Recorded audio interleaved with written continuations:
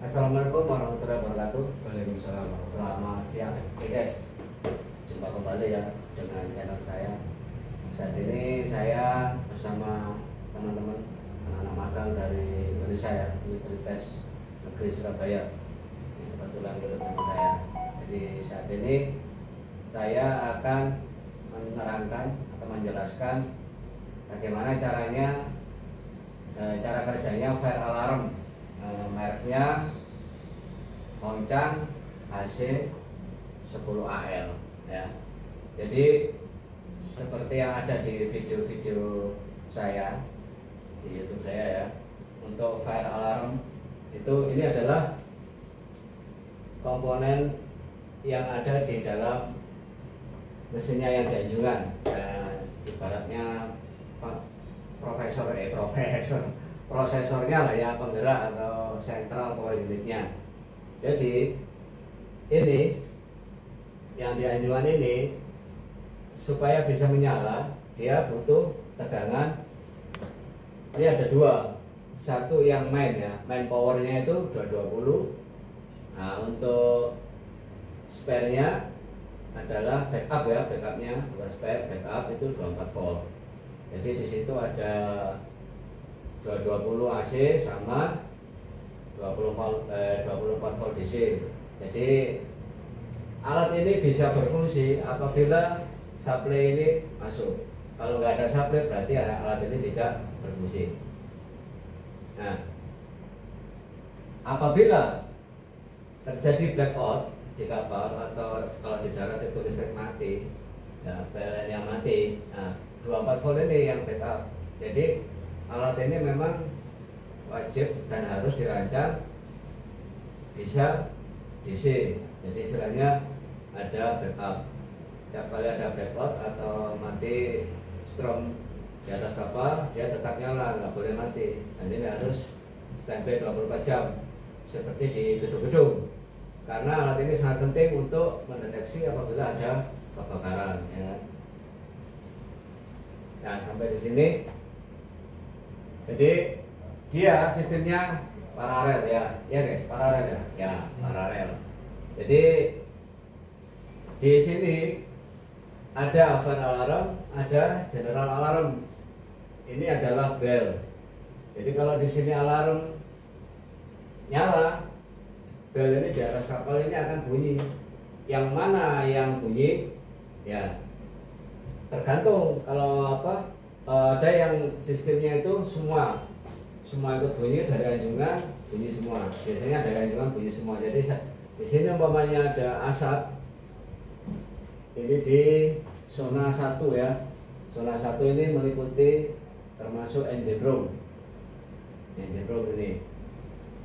Nah, ini juga engine room ya. Belnya engine room. Apabila ini di sini ada asap, maka bel ini akan bunyi. Gitu. Nah, sistem kerjanya, cara kerjanya menganalisa kerusakan ya. Biasanya itu di kapal sering mengalami kerusakan ya. Bisa jadi smoke detektornya itu sudah setengah hidup. Dalam arti setengah hidup, setengah mati, udah foul lah ya. Memang harus diganti karena itu akan mempengaruhi. Seringkali kita terkecoh ya, termasuk saya, sampai bisa 1 hari nyari satu penyakit, padahal hanya 1 atau 2 yang bermasalah. Kadang di sini tegangan 24, di sini 24, tahu-tahu di sini tinggal 12. Ya, sebelum 10K ini ujungnya ya, ini depan. Jadi ini output ya. Jadi teman-teman kalau ada masalah, umpamanya zona 1 engine room mati semua, kok bisa? Nah, mati semua ya, kita cek. Mati bos.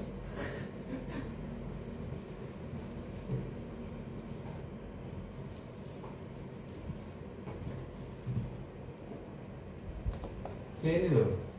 Ini apa namanya? Maunya apa namanya? Sampai mana tadi? Sampai lali lagi. Mati semua. Geser ke sini bro.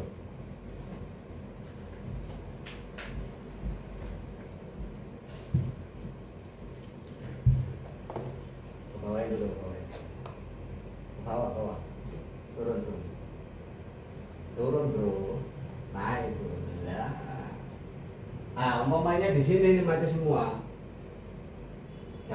Jangan apa langsung minta apa bel mati, minta amprah bel. Kita cek dulu guys. Di sini ini ada modulnya ya. Di situ ada 2 kabel main plus. Pastikan di sini 24 voltnya keluar, ya.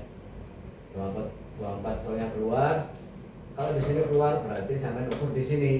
Di sini keluar, di sini nggak bunyi, ya berarti ini rusak. Jadi itu cara analisanya, ya kan? Kadang di sini rusak. Kalau yang sistem ini smoke ya, umpamanya di sini rusak nih. Sini bagus, tegangan 24 volt. Dari sini 24 volt output masuk keluar, seret. Nah, sini bagus, di sini bagus. Tahu-tahu di sini mati.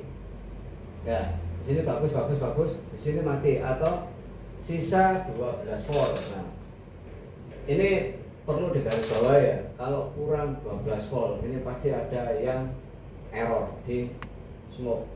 Ini yang sering kita bingung. Saya pernah mengalami. Jadi intinya tegangan itu kenapa di sini normal, di sini tahu-tahu drop. Ya berarti ada yang short di apa? Di smoke-nya. Nah itu setelah kita ganti smoke, akhirnya normal. Nah cara penanganannya seperti itu. Nah kayak ini kan smoke ya. Terus apa namanya? Nah ini manual call point, ini M. Coba dinaikkan. Terus naik. Nah dilihat wiringnya ya, wiringnya. Di situ kan ada simbolnya S apa? Smoke detector. M apa? Manual call point. H head detector.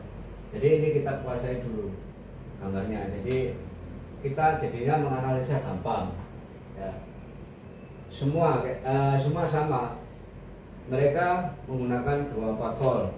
Biasanya nggak sampai 24, kadang-kadang hanya 18. Di bawah 15 sudah error, nggak bisa. Jadi cara kerjanya, cara penanganannya kalau ada masalah seperti ini ya. Jadi teman-teman harus paham, nggak usah takut. Intinya yang dari anjungan itu pastikan 24 volt yang supply ke bawah itu ada. Jadi sampean harus tahu. Nih, di sini ini ada dua kabel ya. Nah di sini ini kalau mau memastikan perangkatnya yang dianjurkan yang rusak atau ininya, lepas ini dulu dan plusnya, ukur 24 nya masuk. Nah kalau 24 masuk berarti nggak ada masalah ya di power controlnya. Nah berarti masalahnya di sini. Baru kita cek urut. Caranya gimana ngurutnya? Ya ini satu-satu, mau nggak mau harus satu-satu diurut sampai terakhir ada resistor. Nah kalau sampean ini melihat ada 10K, ada resistor di paling ujung, ya berarti itu ujungnya. Semua ujungnya ini 10K ada ujungnya. Yang untuk fire alarm ya, kalau ini kan enggak. Jadi ini sistem kerjanya itu pada saat dia ada 24 volt masuk, maka dia akan bunyi. Jadi ada tegangan masuk langsung bunyi dia, otomatis. Jadi ini sistem analog, lebih mudah menanganinya daripada yang pakai software ya, yang pakai software.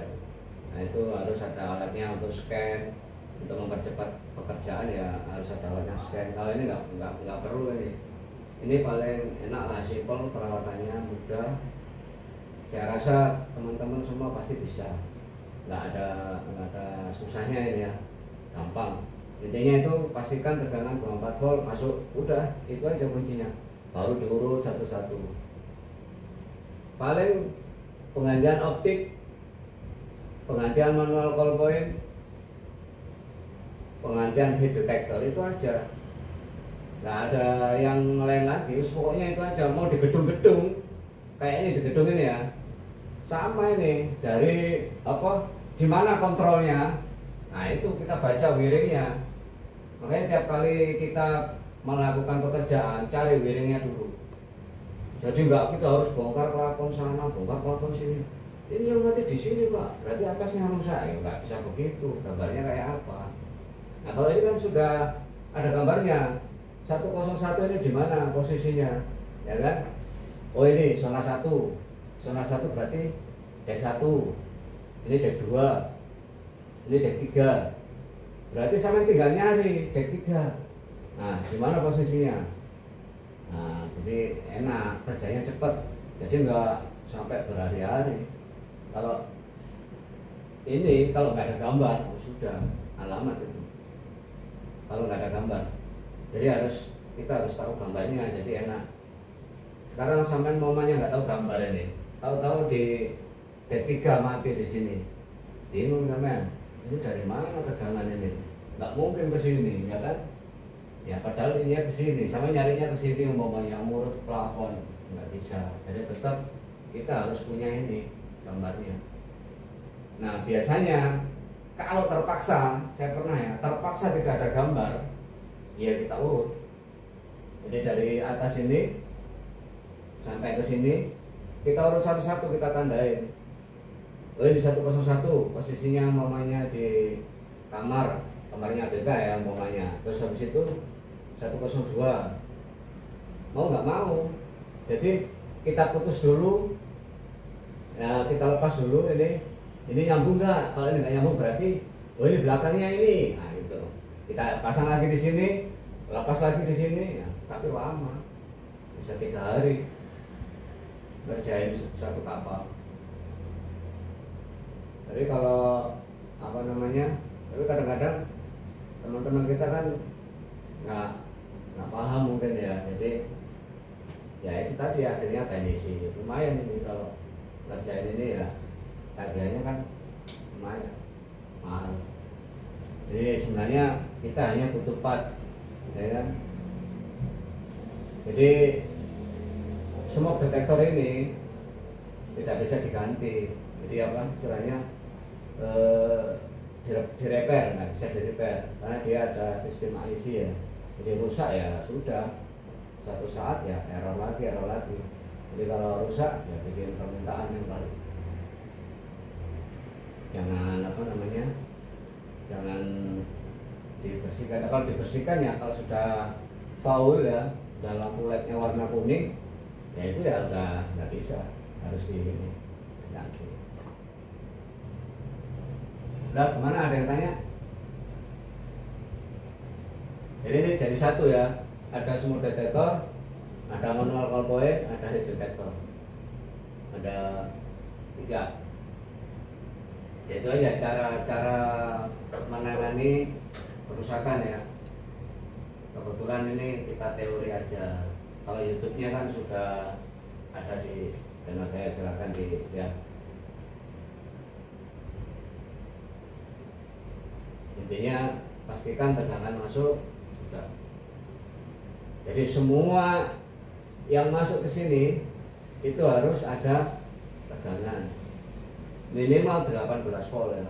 17-18 itu masih bisa ya. Saya pernah alami itu 18-17 masih bisa. Tapi kalau di bawahnya itu nggak kedetek ya, error, foul. Tiba-tiba ngantuk bro. Wah tidur kalau ngantuk ya.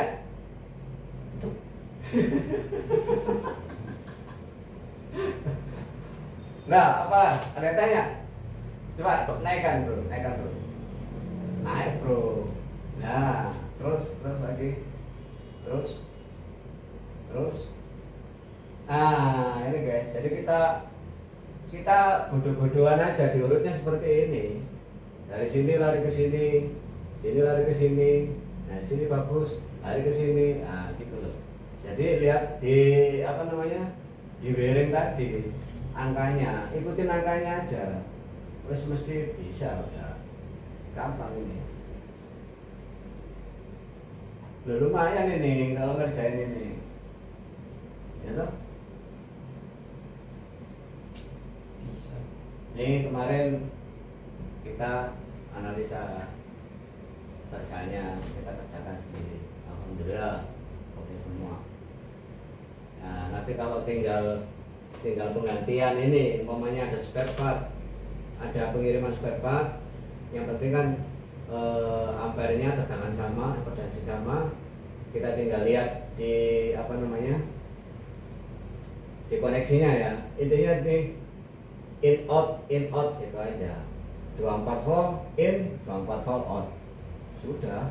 Main plusnya yang mana, wes aman wes jalan, jadi nggak ada masalah.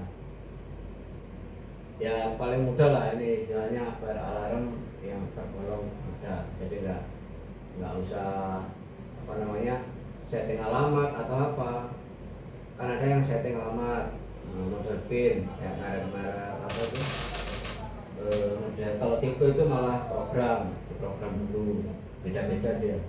banyak sekali. Mana ini yang kita bahas saat ini ya, sistem analog atau konvensional, ibaratnya katro lah, orang bilang katro lah,